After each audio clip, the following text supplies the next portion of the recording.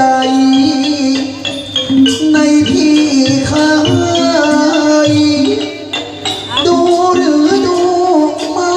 ถึงห้องยืนร้องไห้โอสายใจสายสว่างโอ้องงายยืนน้ำตา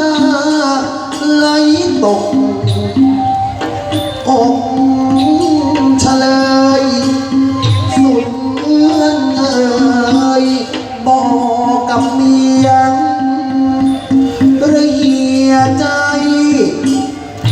โอเต้นเอ่ยจันสุดาโอเมียพี่ยอดนารีเคยอยู่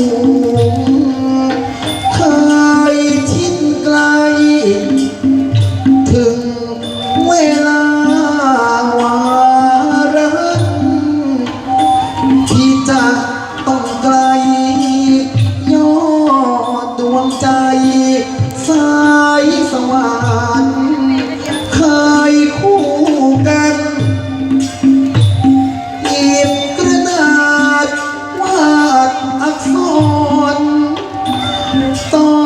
นสุดท้ายก่อนจะลาเงียกระยินใจเมื่อยมันเพราะพี่เคยลืมคำที่สาบานพี่ยืนยันเรียกคำว่าเธอ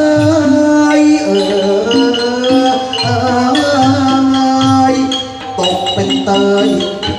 ในทางการน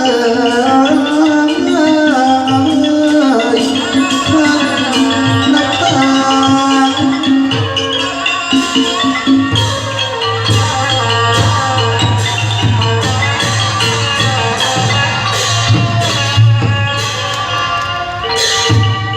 แต่ลินเห็นว่าได้ต้อนรับเฉลยให้พี่มาสิ่งที่พี่จะทำนั่นก็คือทัศนีถิ่นเกิดเหตุมาวัดไม่ใช่เรือนเกิดแต่พี่หมายใจให้เป็นเรือนตายเพราะดวงใจพี่อยู่ที่นี่แต่ในเมื่อคนที่นี่ไม่ต้องการพี่ขอลาเจ้ากลับสู่ทัศนีขอเป็นคนที่เห็นแก่ตัว